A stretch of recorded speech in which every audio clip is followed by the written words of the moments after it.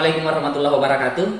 Kembali lagi dalam salah satu agenda kegiatan Lagaligo International Literasi and Culture Festival yang kemudian kami singkat LILCF.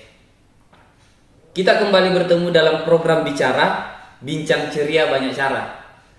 Hari ini kita akan membincang tentang kaitan sains dan agama. Kenapa kita mesti membincang ini dalam sebuah agenda kegiatan budaya? Dikarenakan selama ini kita memisahkan antara budaya, sains, dan agama. Jadi ketika kita membincang budaya, cukup kita membincang tentang masa lalu. Kita tidak berbicara tentang seperti apa perkembangan pengetahuan hari ini, seperti apa ajaran-ajaran agama yang berkembang di tengah-tengah masyarakat.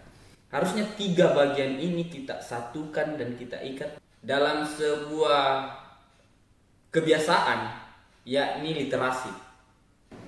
Malam hari ini kita akan berdiskusi dengan Bahrul Amsah. Beliau merupakan pegiat literasi yang hari ini berada di Makassar. Terima kasih atas kesediaan tak malam hari ini, Kak. Bisa kita dulu, perkenalkan kita dulu nama tak. Siapa nama tak dan apa kesibukan tak sekarang? Oh ya, namaku itu Bahrul Amsal. Biasa dipanggil Bahrul. Eh, Kesibukan sehari-hari ya seperti ini ya. Jadi kalau ada yang mengundang untuk menjadi teman diskusi atau untuk sharing ya, mengisi forum-forum forum ilmiah ya seperti ini. Kemudian ya mengajar sembari di luar dari itu ya di rumah saja sebenarnya lebih banyak membaca, menulis kayak gitu. Ini so intelek ini jawabanku di. Berapa lama Miki Kak? Berapa lama Miki ada di dunia seperti ini? Hah? Maksudnya? Dari kapan Ki mulai masuk di gerbang-gerbang diskusi sama teman-teman? Gerbang diskusi itu kayak gimana? Yang kayak gini nih? Iya. Wah itu kira-kira dimulai di saat menjadi ini ya mahasiswa ya, terutama ketika aktif di lembaga kemahasiswaan. Nah itu cikal bakal saya kira ya. Saya mengalami satu pengalaman di masa itu sehingga melalui aktif berorganisasi itu yang membuka jalan kepada dunia aktivisme dan sampai sekarang itu yang saya lakukan begitu. Kak, jadi langsung saja mungkin untuk diskusi kita malam hari ini. Saya mau meminta bagaimana pandangan tak secara umum melihat fenomena yang terjadi misalnya. Jadi banyak di luar sana teman-teman berasumsi bahwa budaya, sains dan agama merupakan sebuah pengetahuan yang terpisah. Yang ketika misalnya saya membahas tentang sains, maka ya saya harus melepaskan agama dan budaya. Begitupun seterusnya. Bagaimana pandangan tak melihat fenomena ini, Kak? Gimana ya? Jadi terkait tiga hal itu ya, budaya, sains, dan agama. Kalau saya mungkin tidak bisa berbicara banyak ya terkait tiga hal itu ya. Yang bisa saya komentari itu mungkin hanya hubungan sains dan agama. Kalau hubungan kepada budaya itu barangkali membutuhkan satu kajian lanjutan ya eh, terkait itu. Tetapi selama ini pertentangan yang alot itu terjadi antara sains dan agama, bukan antara budaya versus sains atau budaya versus agama. Tapi di dalam konteks keilmuan yang lebih eh, kelihatan eh, geliat dinamikanya, terutama konflik antara keduanya itu adalah sains dan agama. Meskipun itu hanya dialami oleh kelompok ilmuwan, pertentangan sains dan agama itu tidak pernah sebenarnya dialami langsung oleh masyarakat. Ya, masyarakat tahu apa terkait itu. Karena selama ini diskursus itu hanya terjadi di kelompok elit. Mungkin ada ya praktek-praktek pertentangan antara sains dan agama di lapisan grassroots yang dialami oleh masyarakat awam. Misalnya kemarin saya kira ketika Indonesia mulai menghadapi COVID itu kan banyak perspektif ya, banyak keyakinan yang berusaha merespon fenomena itu, dan di situ kelihatan tuh di mana ada kelompok masyarakat yang lebih berkecenderungan kepada agama untuk menyelesaikan problem saat itu, yakni COVID. Ada yang lebih mengedepankan apa namanya sains ya. Tetapi eh, itu hanya apa ya, hanya efek dari pertentangan yang sebetulnya yang terjadi di kelompok ilmuwan. Nah, itu jadi itu saya kira yang pertama. Kedua, saya kira tidak sepenuhnya benar bahwa menjadi seorang saintis itu mengandaikan seseorang tidak beragama, atau sebaliknya seseorang yang sangat religius misalnya itu mengandaikan tidak saintis begitu, atau kedua-duanya tidak saintis dan tidak agamawan, tidak religius, tidak saling seperti itu bagi saya. Jadi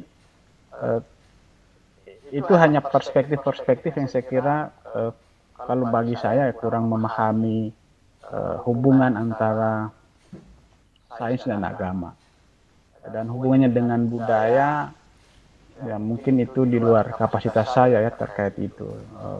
Tapi yang saya tahu sains dan agama itu kan lahir dari satu kebudayaan tertentu ya. Dia didasari kepada satu konteks masyarakat tertentu, dan Eropa itu misalnya sebagai satu contoh mengalami loncatan-loncatan kemajuan itu karena didukung oleh satu sistem budaya yang memang sudah mengalami deliberalisasi, mengalami sekularisasi, mengalami modernisasi, seterusnya dan seterusnya. Nah, saya kira di situ hubungannya dengan budaya sebagai satu fondasi untuk menyediakan suatu lapangan ya bagi sains atau bahkan agama untuk berkembang. Saya kira itu hubungannya, saya kira begitu. Eh, jadi maksudnya begini kak, antara sains dengan agama ini, apakah memang pada dasarnya sains ini adalah turunan dari agama, ataukah memang dia adalah pengetahuan yang lahir secara berbeda kemudian bertemu di atas, atau seperti apa? Jadi pertama-tama saya kira kita harus definisikan dulu apa itu sains dan agama yang dimaksudkan di sini itu apa. Eh, Terutama kalau itu yang diandaikan adalah sains modern.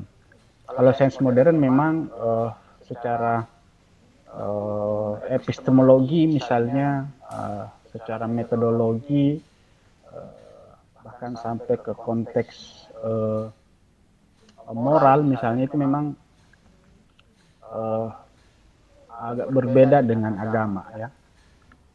Sampai ada perbedaan-perbedaan yang menjadi narasi di sebagian ilmuwan bahwa sains itu sangat berbeda dengan agama. Misalnya sains itu dimulai dari keraguan menuju kepastian, sementara titik berangkat agama itu sudah mengandaikan kepastian dari awal.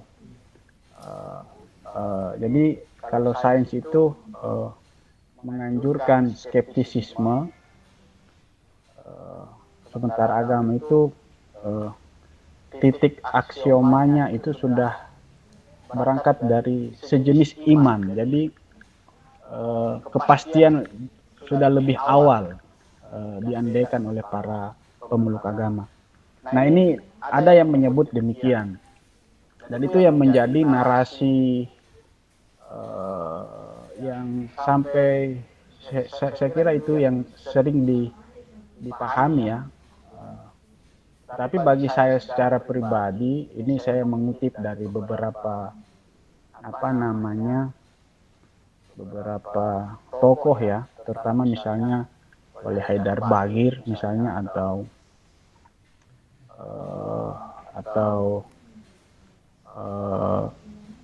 kalau kita membaca tulisan-tulisan ilmuwan seperti Murtada Mutahari misalnya, itu memang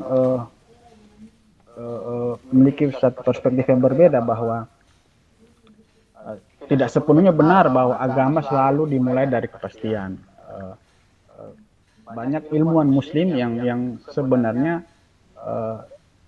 menekankan bahwa terkait dengan keyakinan, iman itu jauh lebih baik kalau memang diawali oleh kecurigaan-kecurigaan. Dalam arti ya iman yang baik itu ya juga mesti berangkat dari skeptisisme begitu. Sehingga itu yang membuka peluang bagi iman yang bisa dipertanggungjawabkan secara ilmiah. Yang dimaksud ilmiah dalam arti memiliki suatu perangkat keilmuan, agar suatu iman itu bisa dipertanggungjawabkan secara ilmu pengetahuan. Jadi tidak sekedar percaya saja, tetapi dia membutuhkan suatu jenis pengetahuan yang mendasarinya. Nah itu yang saya kira dialami orang-orang seperti misalnya Al-Ghazali. Al-Ghazali itu jauh hari sebelum René Descartes memproklamirkan suatu kegiatan filosofis yang dimulai dari skeptisisme metodologis, Al-Ghazali itu sudah lebih awal mengalami itu, apa yang tadi kita andaikan bahwa agama itu, iman yang baik itu harus berangkat dari kesangsian tertentu. Imam Al-Ghazali itu kalau kita membaca riwayatnya itu mengalami itu.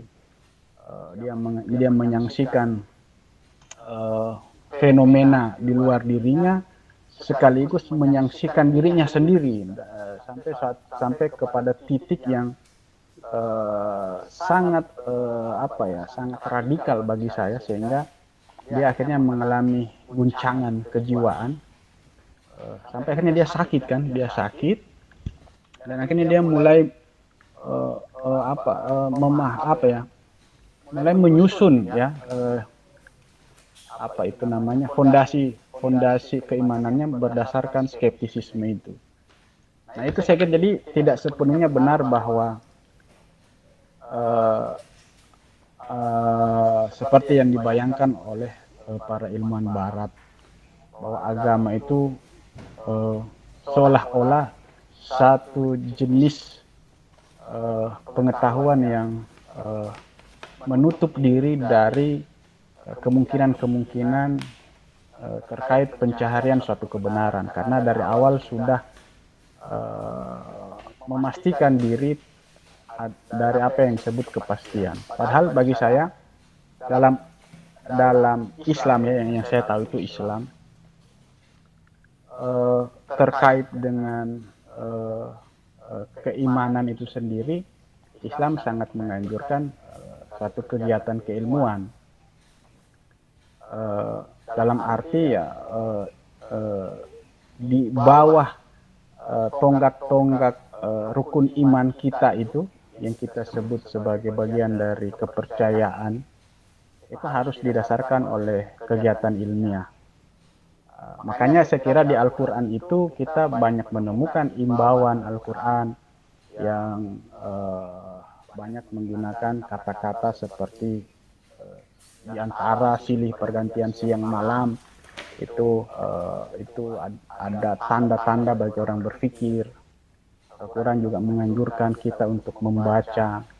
Banyak kita temukan kata-kata dengarkanlah, lihatlah, perhatikanlah, renungkanlah. Itu kata-kata yang saya kira secara eksplisit dianjurkan oleh Al-Quran bagi penganutnya untuk menjadi seorang ilmuwan. Jadi secara moral, Al-Quran memang mendorong penganutnya menjadi seorang ilmuwan. Jadi kata-kata dengarkanlah, lihatlah, saksikanlah, renungkanlah itu kan kegiatan-kegiatan yang kalau kita telusuri di dalam sains modern, itu yang kita sebut sebagai kegiatan observasi. Kegiatan yang menjadi kegiatan paling penting dalam suatu aktivitas ilmiah, observasi terkait apa? Terkait fakta-fakta, terkait fenomena, terkait gejala-gejala, seterusnya dan seterusnya. Dan Al-Quran saya kira sejalan dengan itu, dengan perkataan-perkataan yang secara imperatif mendorong umatnya untuk menjadi seorang pengamat, menjadi seorang peneliti, menjadi seorang pemeriksa, menjadi seseorang perenung, orang yang berpikir. Jadi kata-kata afala yutakilun misalnya itu keberpihakan Al-Quran terkait dengan aktivitas keilmuan. Jadi sebenarnya bagi saya yang saya tahu itu Islam itu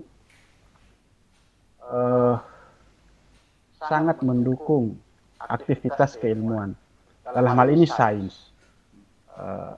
Jadi secara moral etik Islam menganjurkan pentingnya penganutnya untuk menjadi seorang ilmuwan. Dan keyakinan yang baik bagi saya itu adalah keyakinan yang memang lahir dari suatu aktivitas keilmuan. Jadi tidak sekedar asal menerima, tidak sekedar asal menjemput dan asal mengambil suatu pemahaman, suatu informasi tanpa sebelumnya ada penyelidikan atas itu. Dan bagaimana cara kita menyelidiki, ya Al-Quran sudah menganjurkan, perhatikan itu, lihat itu, renungkan itu, saksikan itu. Jadi ya secara moral etik Al-Quran itu saya kira spiritnya itu spirit terkait dengan sains. Nah jadi itu yang saya kira masih jarang barangkali diketahui oleh kebanyakan dari kita, saya kira. Dukungan-dukungan itu Kak, dukungan-dukungan itu memang diperuntukkan untuk membuktikan kehadiran Quran sebagai salah satu petunjuk kebenaran, ataukah hanya sekedar sebuah perjalanan untuk kembali ke situ? Maksudnya bagaimana itu? Maksudnya begini Kak, misalnya ketika agama menganjurkan kita untuk berilmu, berpengetahuan, misalnya terutama di sains, melakukan penelitian, observasi dan lain sebagainya, apakah itu salah satu bentuk bahwa seperti apapun kita berpengetahuan, seperti apapun kita melakukan penelitian, itu tidak lain dan tidak bukan untuk membuktikan kebenaran Quran sendiri, atau seperti apa Kak? Oh iya iya. Nah ini menarik ya karena ada yang menyebut bahwa eh, apa yang ditemukan melalui sains itu sudah dari awal diinformasikan melalui Al-Quran. Ada yang menyebut demikian, seolah-olah sains eh, eh, menjadi pelayan agama. Jadi sains yang bekerja, agama yang melegitimasi atau mengkonfirmasi. Oh, betul itu temuan Anda. Itu sudah ada dalam agama. Jauh sebelum sains menemukannya, agama sudah membahasakan itu melalui teks-teks sucinya. Kalau Al-Quran posisinya seperti itu berisiko ya. Eh, karena apa ya? Sifat kebenaran agama dan kebenaran sains itu saya kira dua hal yang sangat berbeda sekali. Kalau agama itu bersifat mutlak, sementara dalam sains itu bersifat tentatif. Jadi kalau misalnya kebenaran agama ditentukan melalui kebenaran sains, berarti nanti agama itu atau Al-Quran itu bisa jadi suatu waktu mengalami perubahan kebenaran. Kebenarannya juga tentatif, karena dia mendasarkan betul tidaknya itu kepada temuan-temuan sains.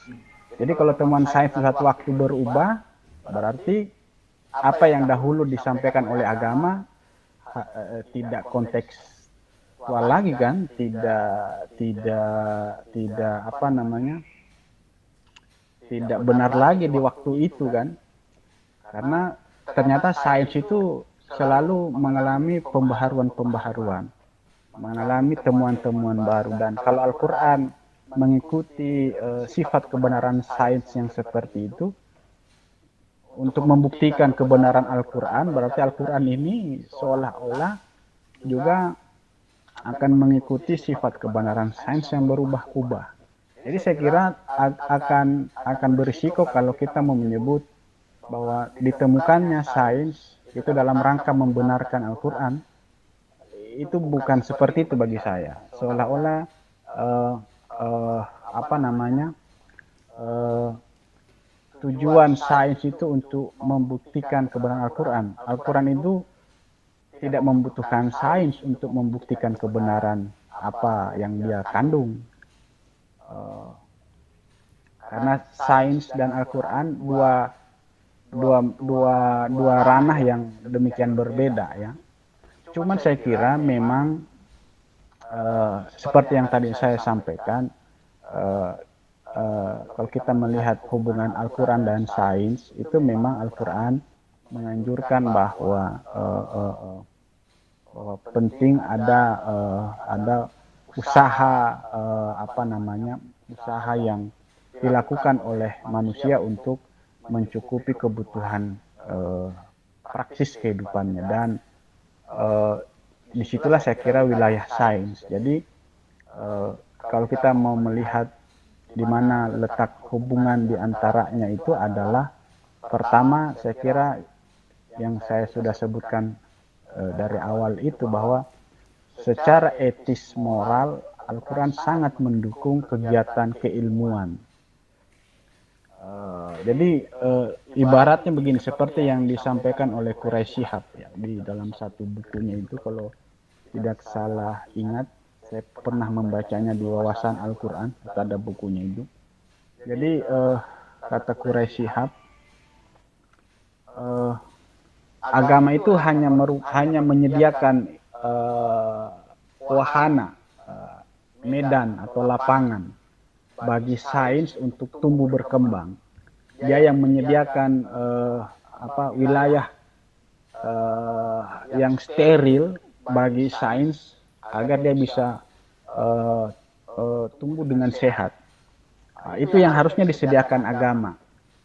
Karena kalau agama tidak memberikan ruang yang katakanlah bebas, ruang yang terbuka, kesempatan yang besar bagi sains untuk tumbuh, itu nanti kejadiannya seperti apa yang dialami oleh Eropa di masa lalu ya. Jadi temuan-temuan sains karena dianggap berbahaya dan agama tidak menyediakan ruang bagi mereka, itu akhirnya banyak ilmuwan-ilmuwan seperti Bruno Galileo Galilei itu mengalami persekusi kan di saat itu karena agama tidak memberikan tempat bagi uh, sains.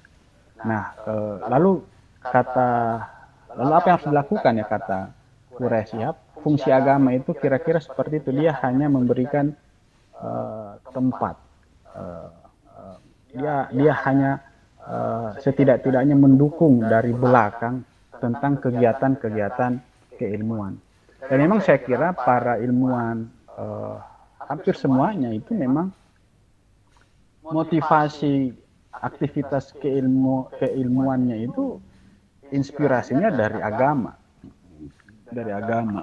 Tidak ada saya kira motivasi keilmuan yang paling besar dorongannya itu kalau dimotivasi oleh spirit religiusitas. Kita boleh cek Newton misalnya, itu penganut Kristen yang taat, dan karena ajaran Kristiani lah yang mendorong dia untuk melakukan kegiatan keilmuannya sampai akhirnya melahirkan teori-teori terkait hukum gravitasi, seterusnya dan seterusnya. Atau ambil contoh di tahun 79 itu ketika saat itu peraih Nobel Fisika itu ada Muhammad Abdul Salam, seorang ahli fisika. Itu kan dua orang ya menerima Nobel di saat itu.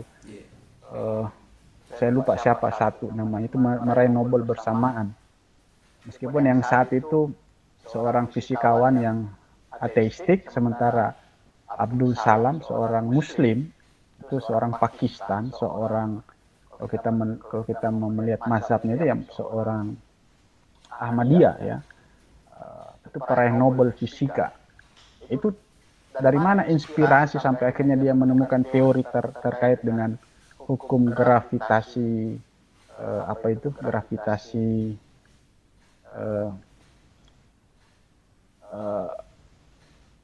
terkait temuannya itu kalau tidak salah menurut Haidar Bagir ya, kalau kita melihatnya itu diinspirasi dari surah Al-Mulk kalau tidak salah ayat 27 atau 127. Itu inspirasinya dari situ sampai dia melahirkan teori apa itu sih istilahnya gravitasi kecil ya istilahnya. Jadi ada hukum gravitasi, hukum gerak yang mengikat benda-benda besar, ada yang benda-benda kecil. Nah, perhatian Abdul Salam itu di situ, dia menemukan satu hukum terkait itu dan itu meraih Nobel. Itu inspirasinya dari agama. Jadi kalau saya ditanya misalnya bagaimana hubungan agama dan sains, ya seperti yang disampaikan oleh Quraisyab itu, bahwa agama itu adalah sumber energi yang besar yang menjadi inspirasi bagi seorang anak manusia untuk menjadi seorang ilmuwan. Karena dorongan keilmuan itu kan ada motivasinya kan. Nah, motivasinya itu dalam rangka apa? Nah, itu agama yang menyediakan itu. Seperti itu. Jadi kalau saya mau menyebut apakah ada pertentangan antara agama dan sains, tidak selamanya ya, sains dan agama mengalami konflik. Makanya ada pendekatan itu, ada 4 pendekatan antara sains dan agama. Ada pendekatan konflik, kemudian integrasi, kemudian independen, dan yang keempat itu Anda bisa baca di ini, kemudian ada bukunya nih. Ada Ian Barbour, dia menyebut bahwa agama dan sains itu kalau dipertemukan ya, kalau dalam ilmu mantik itu kan ada 2 konsep universal dipertemukan, itu kan ada 4 hubungan ya. Jadi anggapkan sains itu satu konsep universal, agama satu konsep universal. Nah itu kalau dipertemukan pasti ada 4 hubungannya. Nah ini kalau menurut Barbour itu ada relasi konflik antara sains dan agama, itu memang seringkali mengalami konflik karena memiliki kepentingan yang kurang lebih sama ya, sehingga masing-masing menghendaki menjadikan dirinya sebagai satu sumber kebenaran. Yang kedua itu independen. Jadi ya masing-masing itu punya ranahnya. Sains punya ranahnya sendiri, agama punya ranahnya sendiri lagi, sehingga ya tidak mungkin mengalami konflik karena jalannya masing-masing itu berbeda, kamarnya itu berbeda. Tidak mungkin yang berbeda itu bisa mengalami konflik karena independen. Agama mengurusi urusan yang lain, sains mengurusi hal yang lain. Yang ketiga itu ada dialog. Jadi terkadang agama dan sains itu mengalami dialog.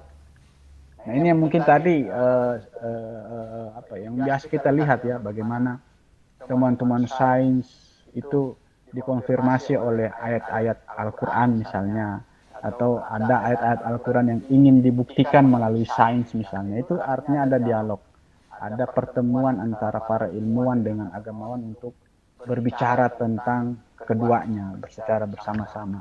Dan yang keempat itu di sini ada integrasi.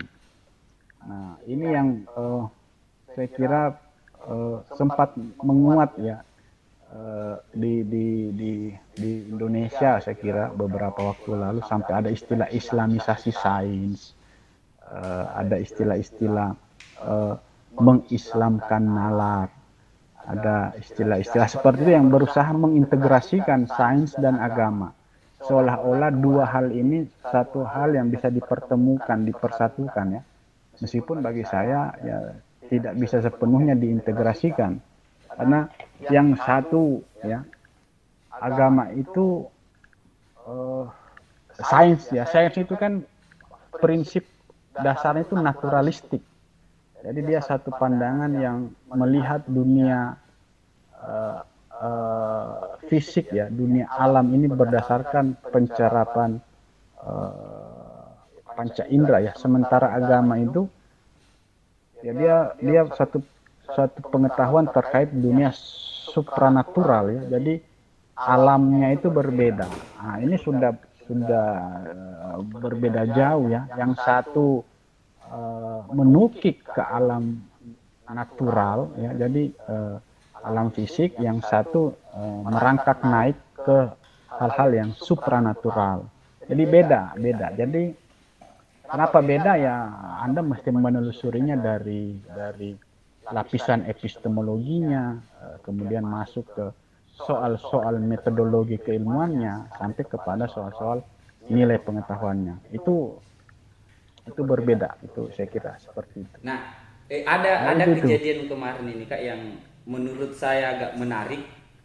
Eh, Kalau dari kita sendiri, bagaimana melihat eh, raras pawang hujan dari sisi agamanya, seperti apa agama melihat fenomena itu, kemudian bagaimana dia dari sisi sains, karena kita tidak bisa pungkiri bahwa eh, pawang hujan itu merupakan salah satu identitas budaya juga yang selama ini berkembang di tengah-tengah masyarakat. Tetapi kemudian hal itu banyak dikatakan oleh beberapa pihak, misalnya bahwa ya yang dia lakukan Rara itu musyrik dan lain sebagainya karena berdoa kepada dewa-dewa dan lain sebagainya. Bagaimana kita melihat fenomena itu, Kak? Ya kalau saya biasa saja sih sebenarnya. Mengapa biasa? Ya karena memang seperti yang terjadi selama ini itu bagian dari kehidupan kita sehari-hari. Jadi bukan hal yang asing. Kita besar dekat dengan kejadian-kejadian seperti itu. Setiap ada aktivitas pernikahan misalnya, ya kita membutuhkan orang-orang yang memiliki kemampuan seperti itu ya. Meskipun tidak pernah disebut dia memiliki kemampuan seperti pawang hujan, tapi ada orang-orang tertentu ya di kampung-kampung atau di daerah-daerah kita yang memiliki semacam profesi terkait itu.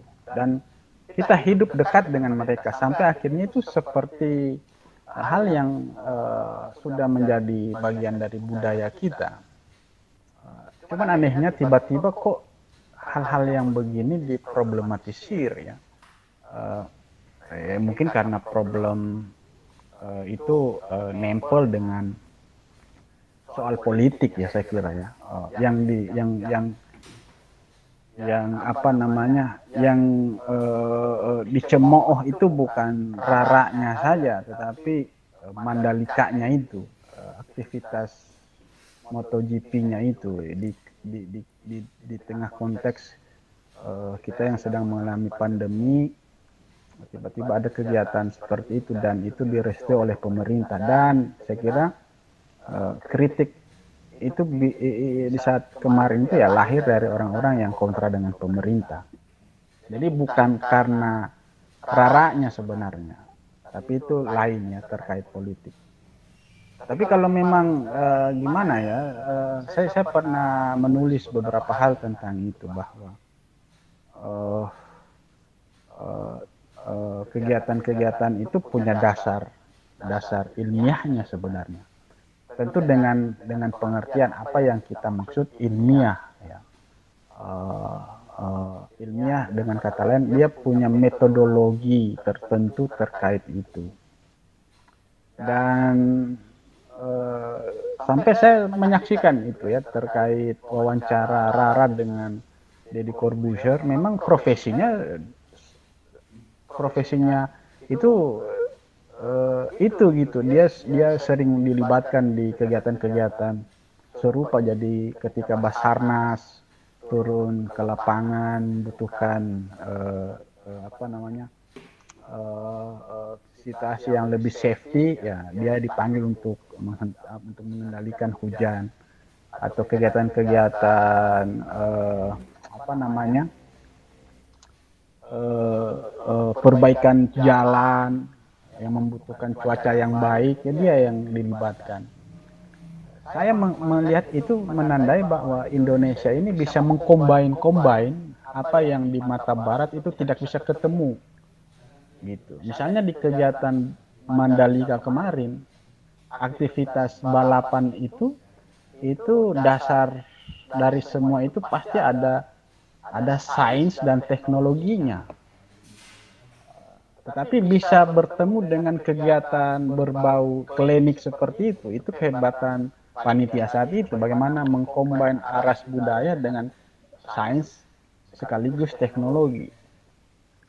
Itu kehebatan apa namanya, panitia saat itu. Sehingga bagi saya di situ mencerminkan suatu pemahaman bahwa kita ini bangsa timur punya sistem rasionalitas yang berbeda sama sekali dengan apa yang dimaksudkan rasionalitas melalui perspektif barat selama ini. Nah, jadi itu satu. Kedua, saya kira Nabi Sulaiman itu punya kemampuan mengontrol angin, berbicara dengan makhluk-makhluk jin, bisa memindahkan gunung. Itu mukjizat Nabi Sulaiman. Kalau kita menolak kegiatan yang dilakukan Rara, kenapa kita tidak menolak hal yang sama yang pernah dilakukan oleh Nabi Sulaiman misalnya? Nah, itu kan tidak adil ya. Di satu sisi kita mengakui kegiatan yang berbau supranatural dialami dan dilakukan oleh para nabi, tetapi kalau ada orang-orang yang punya kemampuan hal yang sama, meskipun tidak menjadi seorang nabi ya, kenapa kita menolaknya? Padahal itu kan tidak jauh berbeda sebenarnya. Bahkan dalam filsafat Islam ada dasar-dasar keilmuannya. Itu yang tadi saya maksudkan. Ada metodologi keilmuan untuk sampai ke tingkat bagaimana kita memiliki kemampuan mengontrol wujud-wujud di luar dari diri kita. Ini kan hanya soal kemampuan saja dan soal metodologi saja. Kalau kita bisa menerima kemampuan seorang pawang harimau dalam mengendalikan binatang liar, bisa menerima kehebatan pawang singa, pawang buaya, yang bisa mengontrol makhluk-makhluk dari alam liar itu, mengapa kita tidak bisa menerima kemampuan seseorang dalam mengontrol hujan? Ini kan hanya soal apakah yang justru yang lebih berbahaya itu yang bisa mengontrol yang lebih dahsyat itu yang bisa mengontrol binatang buas seperti harimau. Karena apa? Karena harimau itu punya sistem apa ya? Sama seperti kita punya kemauan, punya keinginan yang tidak bisa dikontrol kan. Kalau batu atau tanah atau air atau hujan itu kan benda-benda yang tidak seperti hewan yang bisa bergerak berdasarkan instingnya kan. Nah, lebih hebat mana sebenarnya mengontrol binatang daripada benda-benda yang tidak punya istilahnya iradah untuk bergerak, untuk mau apa namanya bertindak berdasarkan insting dan eh, dorongan biologisnya. Dan saya kira kalau itu mah biasa, kalau mengontrol atau mengendalikan hujan. Orang yang hebat itu yang bisa mengendalikan dirinya. Itu yang lebih hebat sebenarnya. Nah, ilmu itu yang harusnya kita cari itu, bukan ilmu-ilmu mengontrol hujan, mengontrol binatang-binatang buas. Yang harusnya kita cari itu ilmu yang bisa mengontrol diri kita ini, yang kadang sulit dikontrol. Nah, itu ilmu itu tuh yang paling penting itu. Nah, itu sains di kancah itu belum ada yang sampai hari ini apa ya menseriusi itu ya, terutama di barat. Nah, bicara tentang anu Kak, bicara tentang ilmu untuk mengontrol diri sendiri misalnya. Eh, Salah satu tradisi masyarakat Sulawesi Selatan yang seringkali mendapat kecaman dari beberapa kaum agamawan itu semisalnya Barasanji misalnya. Eh, kemarin kami sempat mencari sebetulnya filosofi dari Barasanji ini sebetulnya apa pada dasarnya. Nah, eh, orang-orang yang bergerak di budaya itu mengatakan seperti ini Kak. Jadi soko patah rupa itu, soko empat macam itu simbol empat unsur dasar yang ada dalam diri manusia yang selama ini itu berupaya untuk saling mendominasi. Jadi semisalnya ketika sisi api yang mendominasi dalam diri kita, maka yang akan kerap keluar sebagai ekspresi diri adalah marah misalnya dan lain sebagainya. Kemudian kenapa soko patah rupa ini di atasnya diletakkan satu buah telur? Itu sebagai simbol ketunggalan. Jadi yang bisa mengontrol empat sisi ini hanya ya bagaimana hubungan kita ke Sang Maha Tunggal. Apakah tapi bisa jadi Kak, bisa jadi sempat ada juga yang beranggapan bahwa bukan jika cocok logi nih, karena agama mencoba menghentikan prosesi-prosesi itu, sehingga kaum budayawan itu kemudian mencari jalan bagaimana menjelaskan itu secara agama misalnya. Bagaimana menurut Kak melihat itu Kak dari sisi agama? Apakah dibolehkan memang membuat simbolisasi kedirian yang kemudian membentuk sebuah ritual tersendiri di tengah-tengah masyarakat?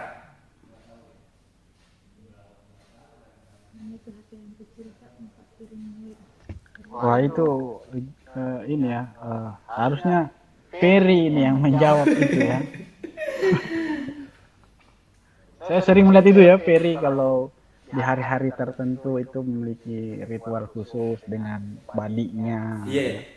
Diberikan jeruk nipis. Itu harusnya ya, dijelaskan oleh beliau itu. Maksudnya saya begini Kak. Apakah memang secara dasar agama membolehkan itu, membuat simbolisasi terhadap penjelasan yang ada dalam kitab-kitab suci? Kalau saya sih ya ekspresi atau pengalaman keberagamaan seseorang itu berbeda-beda ya. Apalagi kalau dia sudah berada di level komunitas atau di level kebudayaan.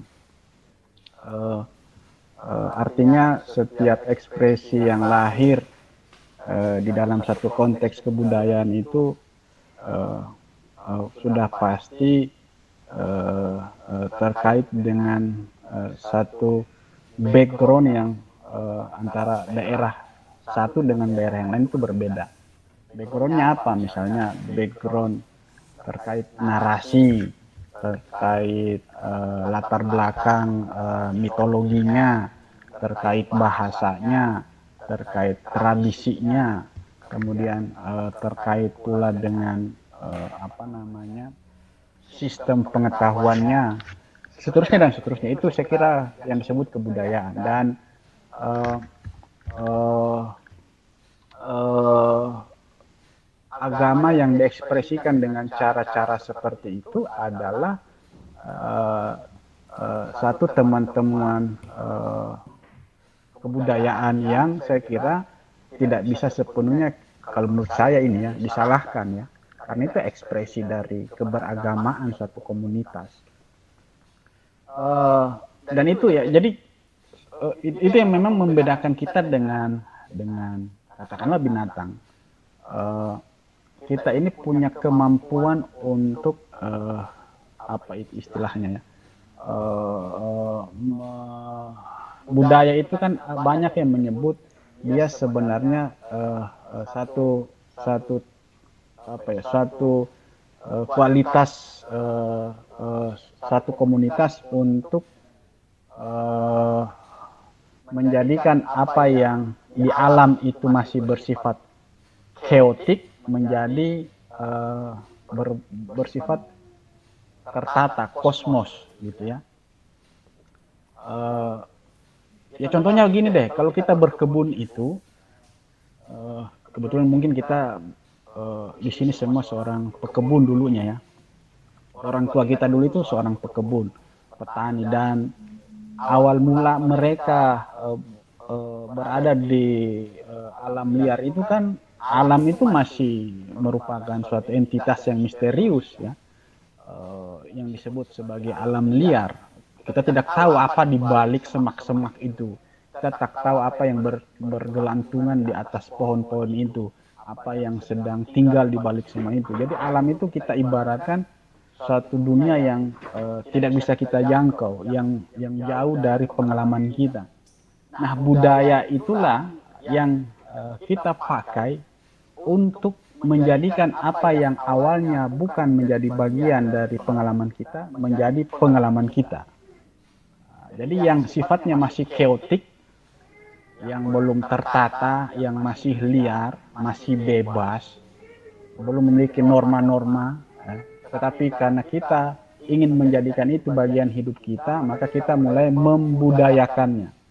Itu yang kita sebut memanusiakannya, sehingga apa yang dulu kita anggap alam liar mulai menjadi bagian dari pekarangan kita, mulai menjadi bagian dari sawah-sawah kita, dari kebun-kebun kita. Jadi hutan-hutan yang dulu itu misterius, karena kita mengelolanya itu menjadi bagian dari kehidupan agraris kita. Dan itu budaya dimulai dari hal-hal yang saya kira seperti itu. Makanya kata agriculture itu, culture itu, kultura itu terkait dengan kegiatan pengelolaan tanah. Jadi budaya itu lahir ketika seseorang sudah mulai atau memiliki kemampuan mengelola tanah. Penandaan atas ini berarti di saat itulah suatu komunitas mulai hidup lama ya di suatu teritori ya, sehingga karena dia bisa hidup lama, disitulah mulai kebiasaan-kebiasaan itu menetap, disitulah tercipta tradisi-tradisi, tercipta apa yang bisa tinggal dalam waktu lama, itu menjadi tradisi. Beda misalnya orang kalau hidup nomaden. Kalau orang hidup nomaden itu tidak ada kebudayaan di situ, tidak ada norma, tidak ada nilai yang dipegang seperti orang-orang yang hidupnya sudah menetap. Karena nomaden itu berpindah-pindah. Jadi setiap dia berpindah, berubah lagi itu kebiasaannya. Setiap dia berpindah, berganti lagi tradisinya. Jadi tidak ada yang bisa dipertahankan. Tidak ada yang bisa kita sebut, katakanlah benda-benda budaya atau peninggalan-peninggalan budaya. Karena ya mereka hidupnya berpindah-pindah. Itu yang membuat mengapa kita menyebut para bangsa jahiliyah di masa Arab kuno itu ya orang-orang barbar, orang-orang yang memang memiliki tradisi-tradisi yang bukan kebudayaan, tapi hanya bersifat kabilah-kabilah begitu.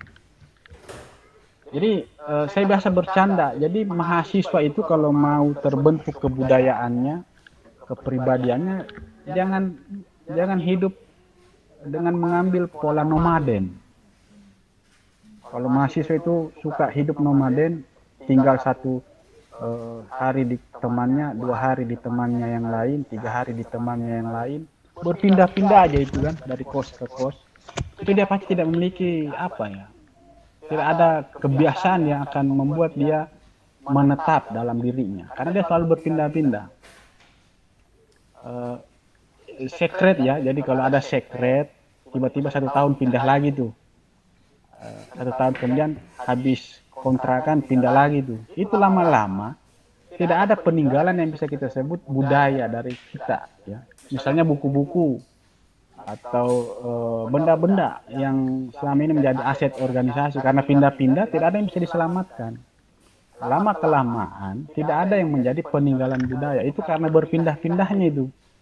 Jadi tidak ada yang bisa menetap kalau setiap hari kita mengalami perpindahan-perpindahan yang memang tidak memungkinkan untuk menyimpan begitu.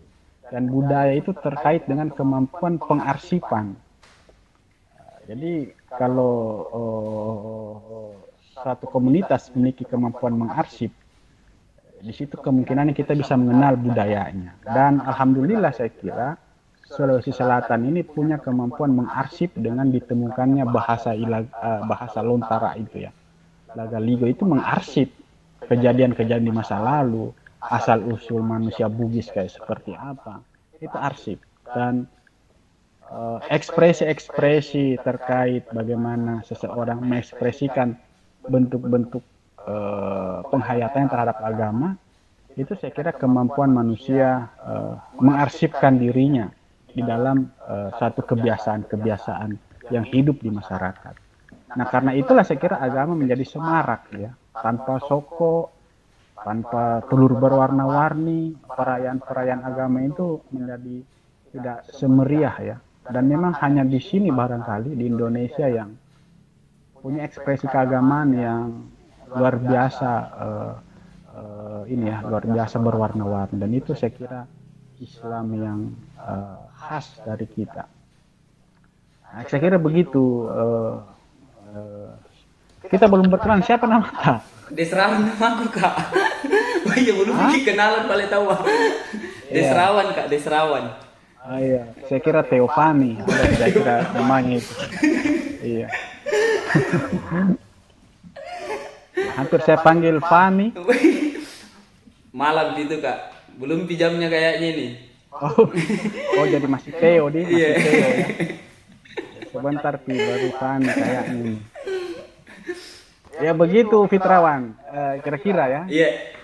Jadi pada dasarnya untuk agama dan sains ini merupakan sesuatu hal yang memang tidak bisa untuk dipertentangkan secara terus-menerus Kak Di. Ya tergantung apa yang kita maksud sains dan agama sebenarnya. Ada yang menarik, sempat saya catat ini. Jadi sebelum ini dimulai tadi saya sempat belajar dikit. Biar tidak memalukan ya, karena saya diminta langsung oleh guru saya ya. Iya, jadi karena guru yang meminta, jadi saya harus mempersiapkan diri. Jangan sampai saya mempermalukan beliau. Beliau itu namanya Ferry ya, Ferry Febrika. Baju yang saya pakai juga ini Kak rekomendasinya. Iya, itu jangan sampai kita mempermalukan beliau sehingga video ini tidak naik ratingnya kan. Tidak kayak Renaissance di Kak.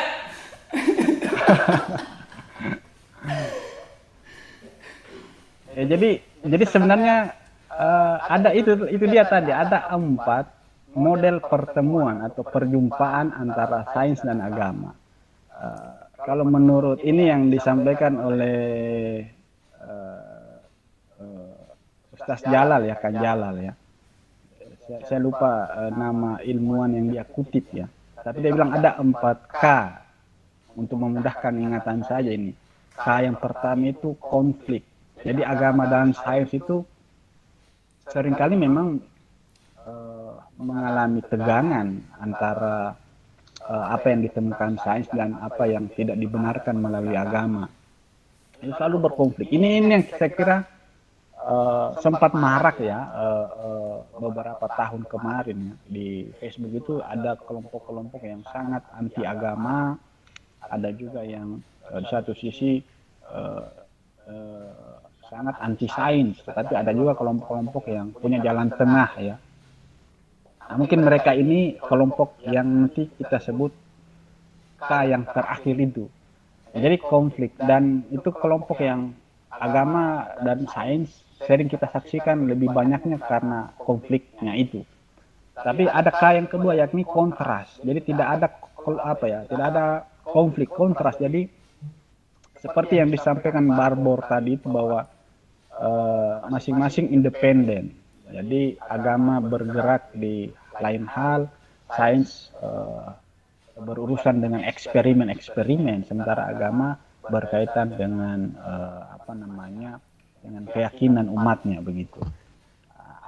Tapi di satu waktu mereka mungkin menjalin kontak. Nah ini relasi yang ketiga. Jadi kadang di pertemuan suatu waktu mengalami kontak.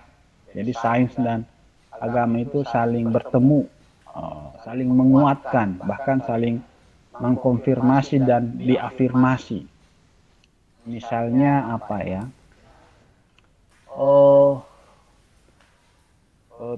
Temuan-temuan sains terkait realitas kuantum ya. Itu agama saya kira mengkonfirmasi juga bahwa ada realitas di balik yang fisis ini, yaitu dalam fisika kuantum ternyata membenarkan atau menemukan secara ilmiah apa yang dalam agama disebut dunia spiritual ya. Kalau bisa memang disebut dunia di balik yang fisik itu disebut dunia spiritual. Itu agama dan sains kadang mengalami kontak ya di satu waktu gitu. Dan ada K yang terakhir yakni konfirmasi. Jadi agama kadang mendukung sains, sains juga mendukung agama. Jadi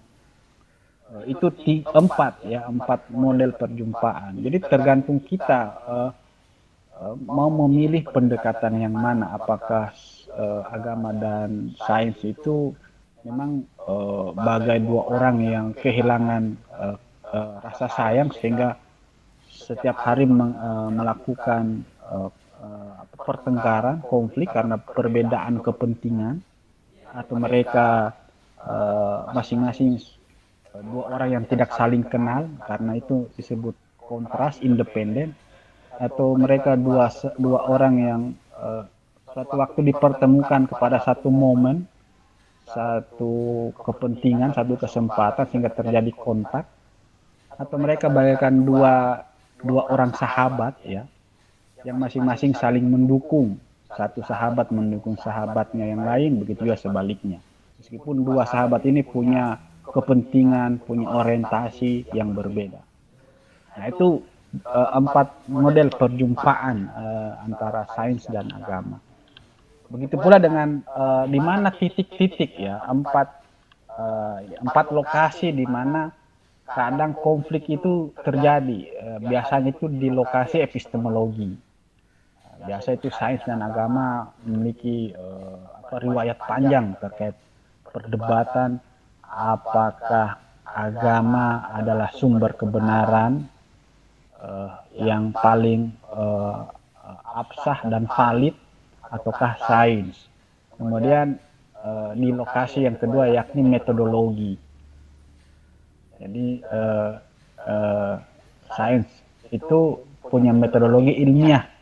Nah agama itu metodologinya apa, sehingga karena dua hal ini berbeda itu saling mengklaim bahwa metodologi mereka lah yang paling valid, paling bisa dipertanggungjawabkan. Kemudian di lokasi etis ya, di lokasi moral.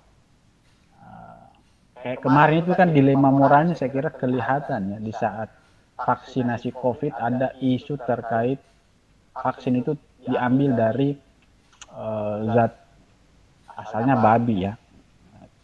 Itu dilemanya adalah karena itu satu-satunya vaksin yang bisa meminimalisir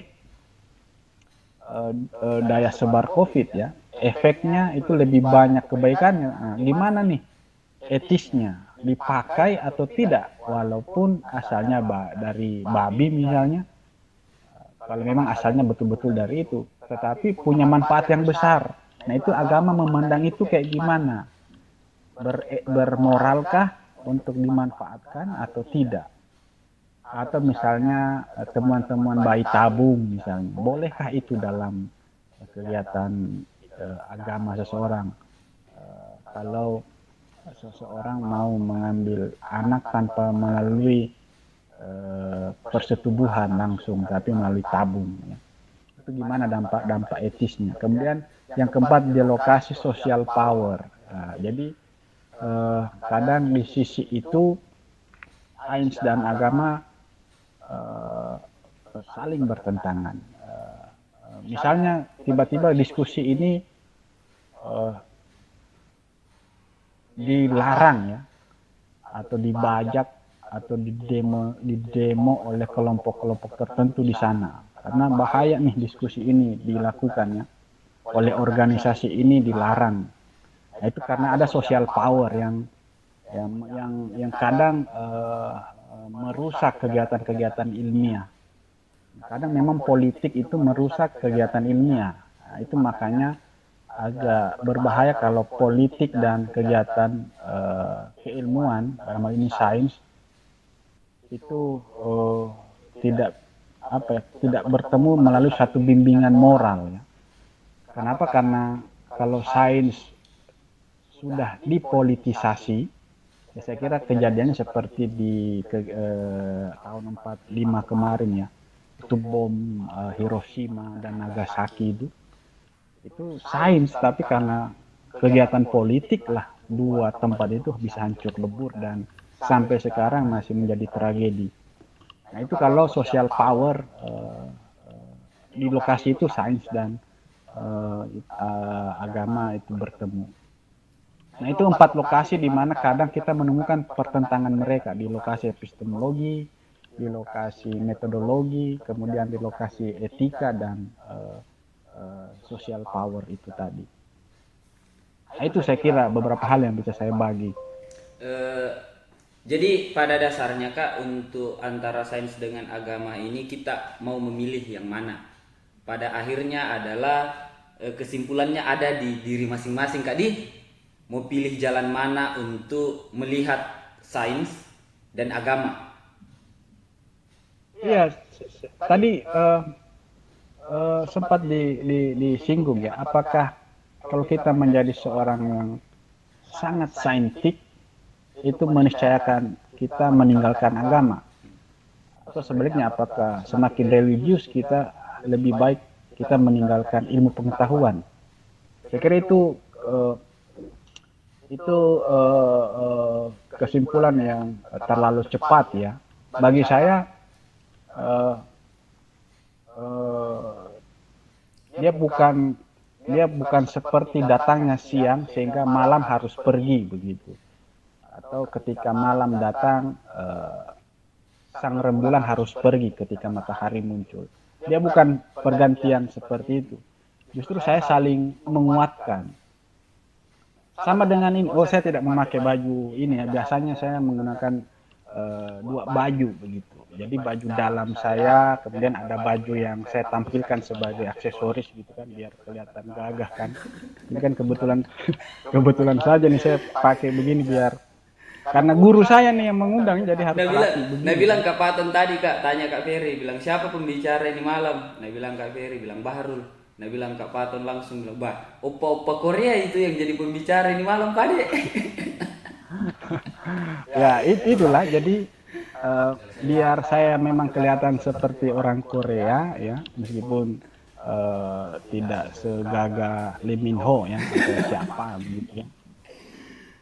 Tapi ya ini maksud saya. Jadi agama dan sains itu bisa kita ilustrasikan seperti ketika kita menggunakan busana. Ya, ada yang menggunakan dalaman, kemudian berupa singlet. Nah, nanti di depan itu baru dia menggunakan kemeja. Nah, saya kira posisi sains dan agama itu akan lebih baik kalau seperti seperti kita menggunakan busana. Jadi ada busana dalaman untuk bagian dalam dan ada busana yang kita pakai sebagai busana terluarnya. Nah, tergantung kita mau menjadikan agama dasar dari sains atau menjadikan sains menjadi dasar dari agama. Jadi begitu saya kira yang lebih pas menurut saya ya, saya kira begitu. Jadi saling komplementer sebenarnya, saling menguatkan. Eh, iya Pak Leka. Sekian untuk malam ini. Sempat. Oke, ya siap, Iya, siap. makasih banyak kesediaan tak Kak. Minta maaf kalau diganggu waktu tak. Oh iya, tidak Ji. Iya iya Kak. Assalamualaikum. Iya, Waalaikumsalam warahmatullahi wabarakatuh.